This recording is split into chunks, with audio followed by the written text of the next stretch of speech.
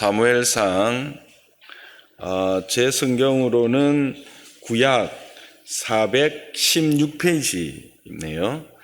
416페이지 사무엘상 7장 1절에서 14절 함께 교독하겠습니다. 제가 1절을 읽습니다. 기럇 여아림 사람들이 와서 여호와의 궤를 옮겨 산에 사는 아비나답의 집에 들여놓고 그의 아들 엘리아사를 거룩하게 구별하여 여호와의 궤를 지키게 하였더니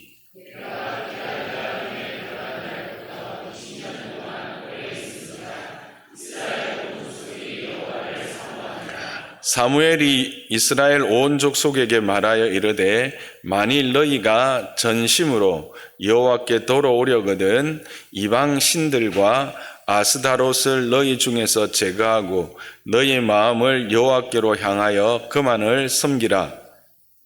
그리하면 너희를 블레셋 사람의 손에서 건져내시리라.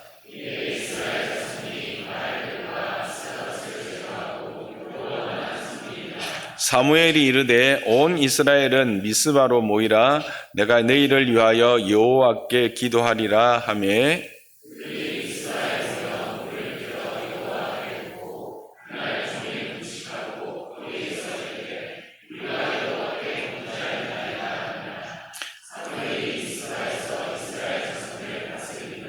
이스라엘 자손이 미스바에 모였다 함을 블레셋 사람들이 듣고 그들의 방백들이 이스라엘을 치러 올라온지라. 이스라엘 자손들이 듣고 블레셋 사람들을 두려워하여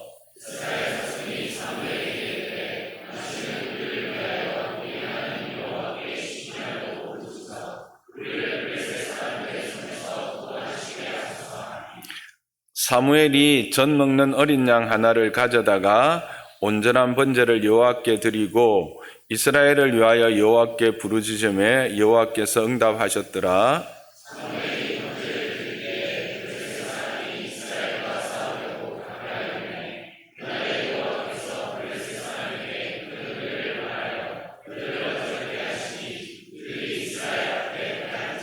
이스라엘 사람들이 미스바에서 나가서 블레셋 사람들을 추격하여 벳갈 아래에 이르기까지 쳤더라.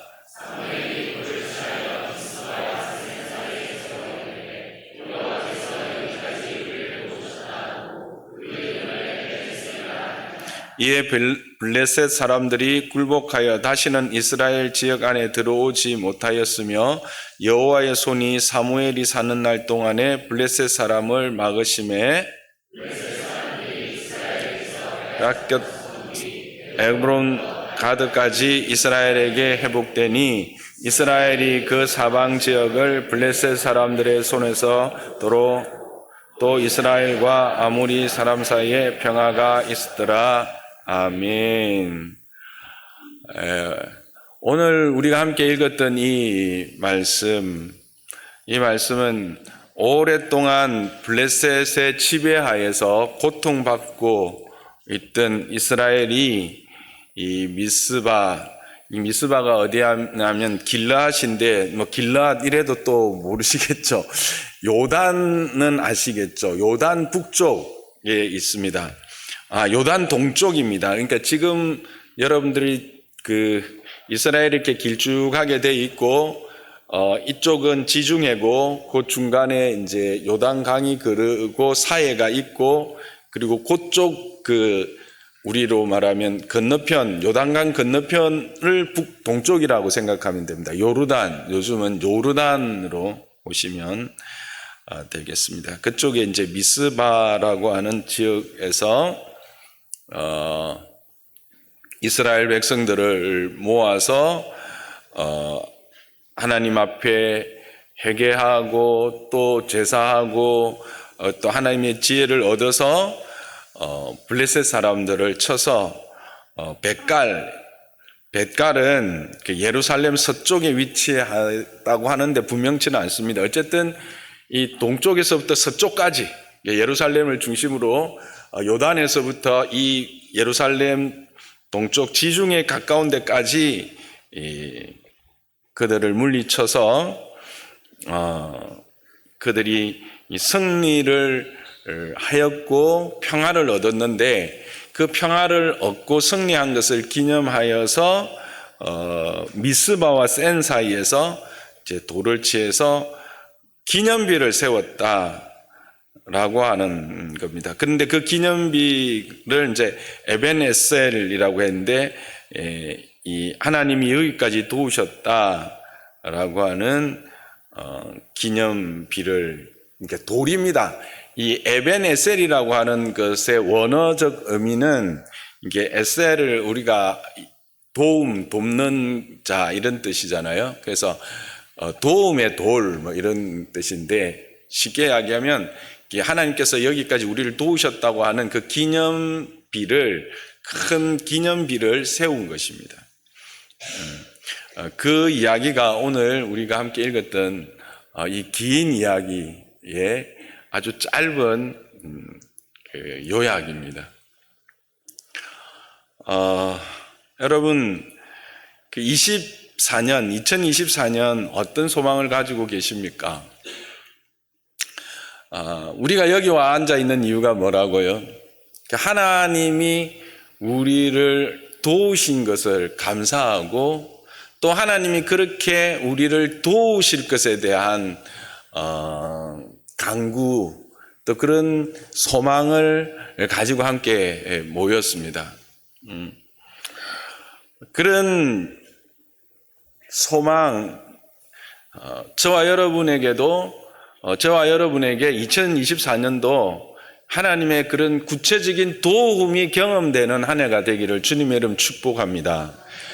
2024년도 여러분과 저의 삶, 또 우리 장로산나 교회에 이런 하나님의 구체적인 도움을 통해서 정말 기념이 될 만한 어떤 큰 돌을 세울 수 있는 그런 기념비적인 하나님의 도우심에 대한 분명한 증거를 소유하는 한 해가 되기를 주님의 이름을 축복합니다.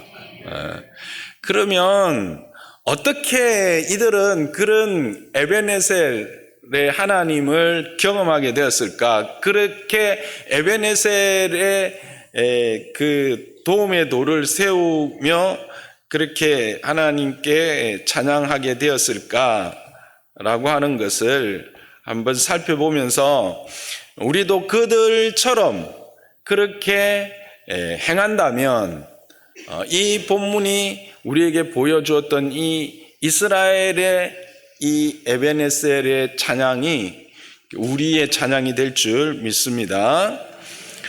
먼저 이들은 이 하나님의 은혜, 하나님의 도우심에 대한 사모함을 가졌다라고 이야기하고 있습니다. 1절과 2절을 다시 한번 보겠습니다. 함께 읽어볼까요? 기랏 야림 사람들이 와서 여호와의 궤를 옮겨 산에 사는 아비나답의 집에 들여놓고 그의 아들 엘리아사를 거룩하게 구별하여 여호와의 궤를 지키게 하였더니 궤가 기랏 야림에 들어간 날부터 20년 동안 오래 있은지라 이스라엘 온 족속이 여호와를 사모하니라.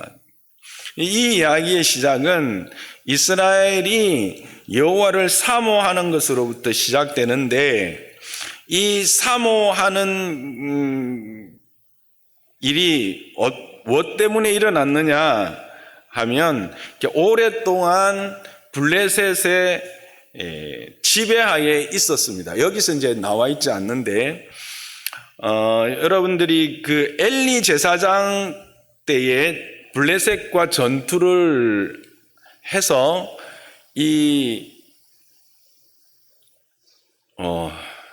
언약궤가 여호와의 궤가 블레셋에 빼앗겼던 것들을 혹시 기억하십니까? 그죠? 그랬는데 그 블레셋의 신전에서 그 신상들을 다 깨트리고 막 이렇게 하니까 이 사람들이 그리고 막 자기 백성들이 온역으로 고생하고 하니까 이거 안 되겠다고 해서 이제 돌려보냈잖아요. 그래서 그게 지금 이제 기랏 야림 사람의 그 아비나답의 집에 있었다라는 거죠. 그렇게 있은 지가 몇 년이 지났다? 20년이 지났다라고 하는 사실입니다.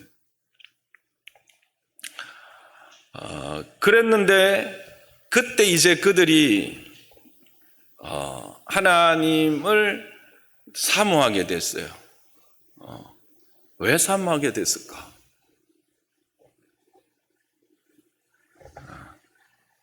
시간이 자각하게 된 거예요. 하나님을 사모한다라는 것은 나의 지금 형편과 나의 사정에 대한 자각에서 출발합니다. 그들이 생각한 거예요. 하나님의 괴가 자신의 땅에 들어온 지 벌써 20년이 됐는데도 불구하고 자기들은 그 하나님에 대한 그 하나님의 괴에 대한 아무런 생각 없이 그냥 지나왔던 거예요. 그냥 일상의 삶에 묻혀서 그 하나님에 대한 생각이나 그 소망함들을 잃어버리고 그렇게 일상에 묻힌 삶들을 살아가 버린 겁니다. 그러다 보니까 그들을 지배했던 블레셋으로부터의 고통은 전혀 해결되지 않았고 그 고통은 계속되고 있었던 거죠. 그러면서 그들이 깨우친 겁니다. 우리가 이 고통에서, 이 억압에서 벗어날 수 있는 우리의 도움이 되는 여호와가 계시고 그 여호와의 괴가 우리 땅에 들어왔는지 벌써 20년이 되었는데 라고 하는 자각을 하게 되고 그 자각을 통해서 그 하나님에 대한 사모함을 가지기 시작한 겁니다. 우리는 연약합니다. 우리는요, 하나님을 스스로 찾은 적이 없어요. 힘들고 어렵지 않으면 하나님을 찾지 않는 게 우리예요. 여러분, 그러나 하나님은 그럼에도 우리가 그렇게 하나님 앞에 나아가고 하나님을 찾기를 기다리고 계시고 우리가 하나님을 사모하고 찾으면 만나주시는 분이 하나님이신 것을 여러분 기억하시기를 바랍니다. 우리가 하나님의 은혜를 경험하기 위해서는 지금 나의 형편과 나의 처지에 대한 분명한 자각이 필요합니다. 무슨 은혜가 필요한가? 하나님의 어떤 도움이 필요한가? 구체적인 것들을 여러분들이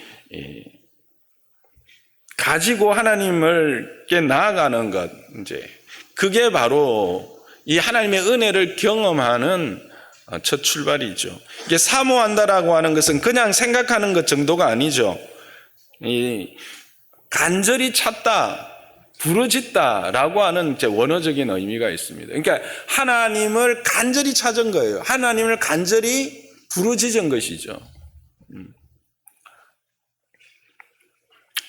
여러분, 2024년이 여러분의 삶에 이 하나님의 도움의 기념비적 비석을 세울 수 있는 한 해가 되기를 주님의 이름으로 축복합니다. 그러려면 어떻게? 이 하나님에 대한 간절함이 있어야 된다는 거예요. 하나님에 대한 소망, 사모함이 있어야 돼요. 부르짖음이 있어야 돼요. 누가 부르짖어요? 목마른 자가 물을 찾듯이 갈급한 자가 부르짖게 되어 있는 거예요. 그러려면 우리는 늘 나를 어디에 비춰봐야 할까요? 말씀에 비춰봐야 돼요. 말씀의 거울 앞에 서면 나의 연약함들이 보여요. 세상의 거울 앞에 서면 보이질 않아요. 그런데 말씀의 거울 앞에 서면 그 말씀의 거울은 나의 모난 것과 나의 이 더럽혀진 것과 찢어진 것과 이것들을 보게 하십니다. 그때 내 안에서 하나님에 대한 사모함이 생기게 됩니다. 내 모습의 추함과 악함을 발견해야 거기로부터 벗어나려고 하는 소망이 생길 거 아닙니까? 나에 대한 자각, 이들이 벌써 20년이 되었는데도 하나님을 우리가 잊고 살았구나 하는 그 자각에서부터 시작된 거예요. 그래서 여러분들이 이런 에베네셀의 하나님을 경험하고자 한다면 여러분의 삶을 매일매일 말씀의 거울 앞에 세워 여러분을 발견하는 시간들로 채우고 시작하시기를 주님의 이름으로 부탁합니다. 그러면 우리는 그 하나님을 소망하게 될 겁니다. 하나님을 찾게 될 것이고 하나님을 부르짖게 됩니다. 그러면 그때부터 하나님의 은혜는, 하나님의 일하심은, 하나님의 역사는 시작되는 것을 여러분 믿으시기를 바랍니다. 그렇게 시작한다고 다 되는 것은 아닙니다. 이렇게 시작하고 나면 그 다음에 우리 안에서 해결해야 될 것들이 있습니다. 그것은 영적 정결함입니다. 3절을 한번 보시겠습니다. 사무엘이 그와 같은 사모하는 이스라엘 족속들에게 말합니다. 돌아오려거든, 여호와께 돌아오려거든 이방신들과 아스다롯을 너희 중에서 어떻게 하라? 제거하라. 그렇게 합니다. 너희 마음을 여호와께로 어떻게 하라? 향하여 그만을 어떻게? 섬기라. 그만을 섬기라. 그리하면 너희를 블레셋 사람의 손에서 건져내리라. 이것은 바로 하나님의 은혜를 경험하게 될 것이다. 하나님의 도우심을 경험하게 될 것이다 라고 하는 겁니다. 그렇습니다. 우리 안에 하나님을 기쁘시게 하지 않는 것, 아니 오히려 하나님을 노엽게 하는 것, 그것들을 제거해야 합니다. 내 안에 하나님이 기뻐하시지 않는 것들이 무엇인가를 구체적으로 발견하고 제거해야 되는 거예요. 주님은 말씀하십니다. 내가 거룩하니 너희도 뭐하라? 거룩하라. 하나님은 우리가 거룩하기를 원하시고 거룩한 우리와 교제하십니다. 하나님은 죄는 결코 죄에 대하여서는 함께 할 수가 없으십니다. 그래서 우리가 하나님의 은혜를 경험하고 하나님을 사모하고 그 은혜로 나를 채우기를 소망한다고 할지라도 아무리 애를 써도 내 안에 하나님이 기뻐하시지 않는, 하나님이 기뻐하시지 않는 것들로 채워져 있다면 결코 그 하나님의 은혜를 경험할 수 없다라고 하는 사실을 우리는 늘 기억해야 합니다. 그래서 늘 우리는 나를 쳐서 복종시킨다라고 했던 그 바울의 삶의 모습을 닮아가야 합니다. 바울이 나는 매일 죽노라 그렇게 고백했잖아요. 바울이 매일 죽는다라는 말은 진짜 죽는다라는 걸까요? 아니죠. 나의 옛사람을 죽이는 거예요. 나의 옛사람을 쳐서 복종시키는 그 일들을 매일매일 했다라는 거예요. 그래서 그는 정말 하나님의 은혜로 그의 사명을 온전히 이루어낸 그런 하나님의 그 영광스러움을 맛보고 누린 삶을 살았고, 그는 이 땅을 떠나면서 그 하나님께서 허락하실 그 생명의 면류관에 대한 말할 수 없는 소망을 가지고 이 땅을 떠났는, 정말 우리가 낮에 생각했던 것처럼 이 인생의 마지막의 자리에서 정말 결산했을 때 열매를 남는 삶을 살았던 그런 인생 아닙니까? 여러분, 하나님의 은혜를 경험하기 위해서는 우리 중에 하나님이 기뻐하시지 않는 것들을 제거하는 것입니다. 구체적으로 이방신들과 아스다롯입니다. 이것은 무엇일까요? 오늘날로 말하면 하나님이 기뻐하시지 않는 세상의 문화입니다. 세상의 가치관들입니다. 요즘 여러분들이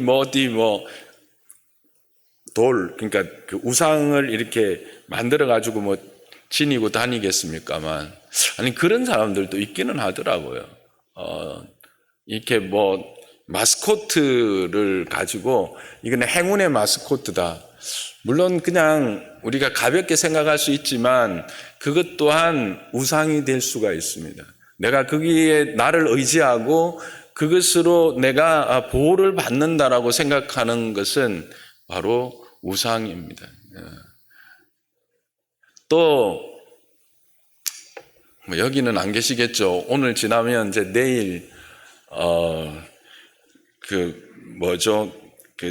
연초에 보는 것, 예, 여러분 잘 아시네요. 그거.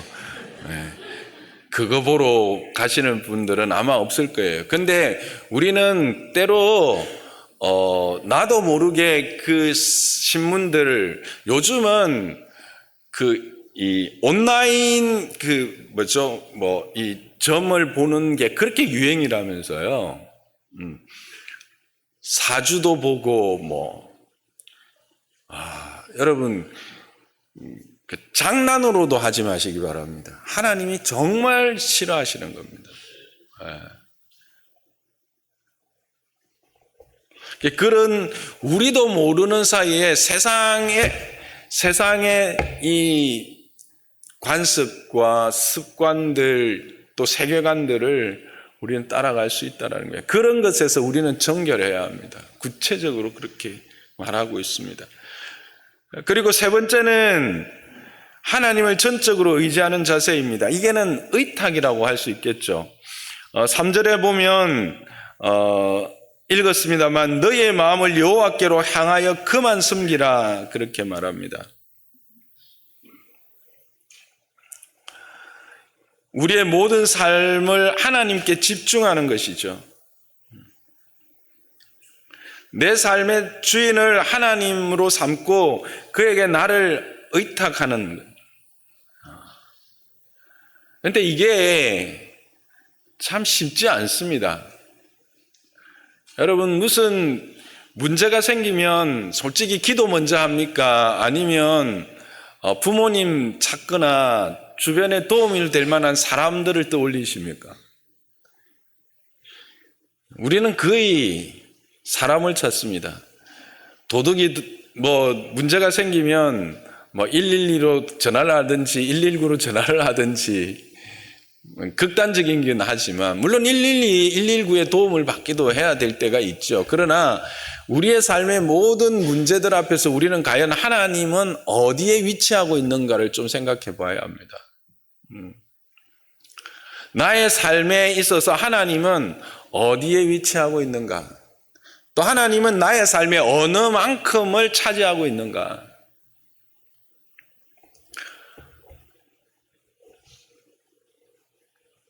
이스라엘은 이 어려움을 통해서 철저하게 깨달았습니다. 오직 하나님만이 자신들의 도움이다. 그래서 하나님을 전적으로 의탁한 겁니다. 그런데 여기서 우리가 한 가지 오해가 있습니다. 의탁이라고 하는 것, 전적 의탁이라고 하는 것, 맡긴다라고 하는 것. 우리는 생각에 하나님께 전적으로 맡긴다, 맡기고는 나는 아무것도 안 하는 것, 그게 전적 의탁일까요? 아닙니다. 바울을 보세요.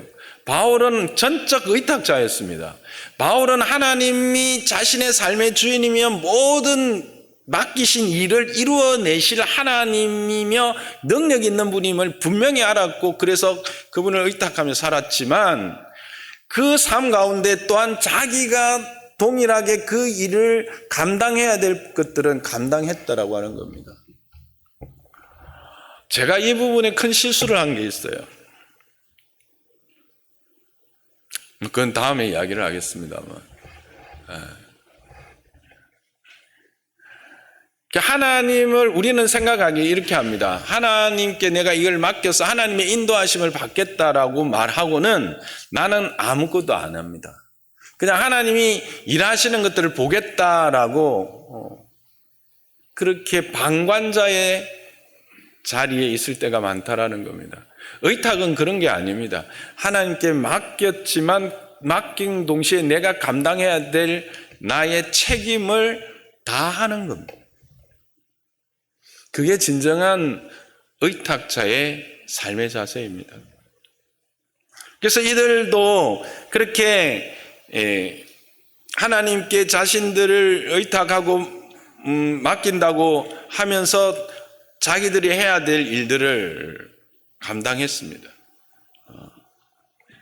제사를 지내고 하나님 앞에서 그렇게 행한 것이죠. 그래서 그들은 이 전적 의탁하는 삶은 또한 우선순위의 삶을 사는 것으로 드러나게 됩니다. 9절을 보시면 사무엘이 젖 먹는 어린 양 하나를 가져다가 온전한 번제를 여호와께 드리고 이스라엘을 위하여 여호와께 부르짖으며 여호와께서 응답하셨더라라고 말합니다. 어떤 상황입니까? 미스바에 이스라엘이 모였다라는 소식을 듣고 블레셋이 그들을 이제 모여 있으니까 가서 한 번에 점령하고 또 이제 자기들이 지금 점령해 있는데 모여가지고 대항할 거니까 다시 이제 그들을 흩으려고 오고 있었죠. 블레셋이 오고 있습니다. 소식을 다 알고 있습니다. 여러분 생각에 뭘부터 먼저 해야 될까요? 전쟁 준비해야 될 거 아닙니까? 근데 이들은 뭐 합니까? 여호와께 번제를 드립니다. 우선순위입니다. 모든 일에 있어서 일의 첫 자리를 하나님께 내어놓는 겁니다. 그게 바로 하나님을 전적으로 의지하는 자세입니다. 저와 여러분이 이와 같은 모든 삶의 첫 자리를 하나님께 내어놓는 우선순위의 삶을 살 수 있기를 주님의 이름으로 부탁합니다. 그리고 또한 아주 마지막에는 이 영적 지도자를 신뢰하고 따르는 자세였습니다. 3절을 다시 보시면 사무엘이 이스라엘의 온 족속에게 말하여 이르되라고 합니다. 사무엘이 말했고 그들은 이 사무엘의 말을 전적으로 신뢰하고 순종하여서 이 일들을 진행합니다. 4절에도 이스라엘 자손이 그 순종하여서 바알과 아스다롯을 제거한 모습을 보게 됩니다. 5절에 사무엘이 말할 때 온 이스라엘이 순종해서 미스바로 모입니다. 하나님의 일하시는 방법은 하나님은 사람을 세워서 일을 하십니다. 그래서 여러분의 삶에 하나님의 은혜의 구체적인 도움과 그 도움의 기념비적 비석을 세우는 그런 은혜를 누리시기를 원하십니까? 그러면 여러분의 삶에 영적 지도자에 대한 신뢰를 가지고 따르는 자세를 가지시기를 바랍니다. 하나님은 그것을 기뻐하십니다. 이것은 그냥 저를 두고 하는 말이 아닙니다. 여러분의 삶에 분명한 영적 지도자들이 있습니다. 그 영적 지도자들에 대하여 신뢰하십시오. 그리고 믿고 함께 따르십시오. 그러면 우리의 삶이 복되게 되어 있습니다. 제가 이런 설교를 한 것은 처음인 것 같은데 본문이 그렇게 보여줘서 제가 이야기를 합니다. 제가 나 뜨거워서 이거 해야 될까 말아야 될까 생각을 했는데 나 뜨거워서 나를 그렇게 나만이 아니라 하나님이 세우는 영적 지도자에 대한 신뢰가 없이는 여러분의 삶에 진정한 은혜의 경험들이 있을 수 없다라고 하는 사실입니다. 그것은 성경에서 계속해서 말하고 있는 사실인 것을 우리는 알게 됩니다. 그렇다면 저의 입장에서는 뭐가 준비될까요? 온전한 하나님의 뜻을 여러분들에게 전하고 그 하나님의 뜻을 함께 갈 수 있는 준비가 되어져 있어야 되겠죠. 그래서 그것을 위해서 여러분 또한 기도해 주시면 좋겠습니다. 저도 이 말씀 앞에서 부끄럽지 않는 자가 되도록 하겠습니다. 말씀을 정리하겠습니다.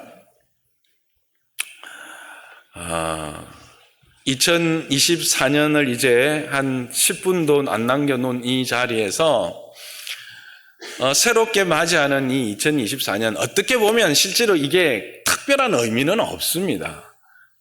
그렇죠? 지금 우리에게는 2024년이지만 저기 유럽은 아직 한참 멀었습니다. 그래 이것이 이제 우리를 결단하게 하고 또 이제 소망하게 하는 것이 의미가 있고 하나님 앞에서 우리를 다시 세워 보는 것이 의미가 있고 하나님에 대한 기대와 소망을 품는 것이 참 의미가 있는 것 같습니다. 그렇게 볼 때 이 2024년 저와 여러분의 삶에 정말 이 이스라엘이 경험했던 이 에베네셀의 하나님이 경험되어지는, 그리고 그것이 하나님 앞에서 찬양으로 하나님 앞에 올려지는 한 해가 되기를 주님의 이름 축복합니다. 그렇게 되기 위해서는 우리는 늘 그 은혜를 사모하는 자가 되기를 주님의 이름 축복합니다. 그 하나님의 은혜를 사모하면서 나를 돌이켜서 나의 영적 상태를 늘 점검하고 하나님 앞에서 부끄럽지 않는 영적 정결함의 자리에 나가는 영적 정결함 자가 되는 저와 여러분 되기를 주님의 이름으로 축복합니다. 그리고 이 모든 것들이 하나님의 그 일하심, 하나님의 능력에 있다는 것을 알면서 하나님께 전적으로 나를 의지하고 의탁하는 그런 한 해가 되시기를 주님의 이름 축복합니다. 그리고 세운 영적 지도자를 신뢰하고 그와 함께 이 한 해를 잘 달려가서 저와 여러분의 삶에 이 에베네셀의 하나님이 경험되기를 주님의 이름으로 축복합니다. 말씀을 생각하면서 우리 함께 기도하기를 원합니다.